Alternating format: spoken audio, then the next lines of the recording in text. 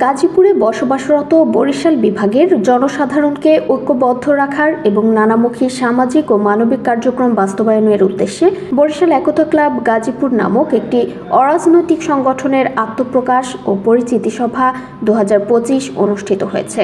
আজ গাজীপুর মহানগরের কোনাবাড়ি এলাকার মেঘের ছায়া রিসোর্টে ক্লাবটির আত্মপ্রকাশ ঘটে। অনুষ্ঠানে বরিশাল একতা ক্লাবের সদস্যরা একে অপরের সাথে পরিচিতি লাভ করেন। ব্যাপক উৎসাহ উদ্দীপনার মধ্য দিয়ে মেঘের ছায়া রিসোর্টে সকাল 10টায় বরিশাল একতা ক্লাবের অনুষ্ঠান কার্যক্রম শুরু হয়। পরে পরিচিতি সভা অনুষ্ঠিত হয় এবং আগত অতিথিরা বক্তব্য রাখেন।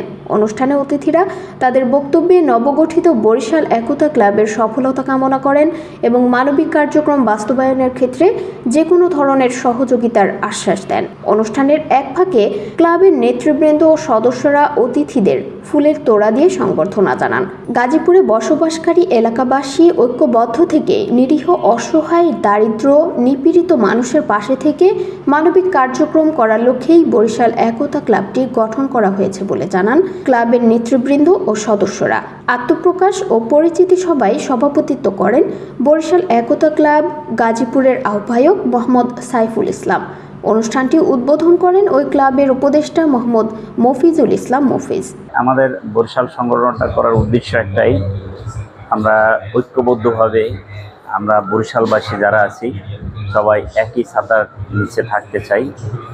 আর হচ্ছে যে আমরা এখানের যারা বরিশাল একতা ক্লাব সাথে জড়িত আছি তারা আসলে সবাই এখানকার বোর্ডার। তো আমাদের মেইন প্ল্যানিংটা হচ্ছে যে আমরা বরিশালবাসী যারা আছি সবাই একই সাথে একইভাবে একে অপরের সাথে আমরা ঐক্যবদ্ধভাবে থাকার জন্য আসলে মূলত আমাদের এই বরিশাল একতা ক্লাবটা করা।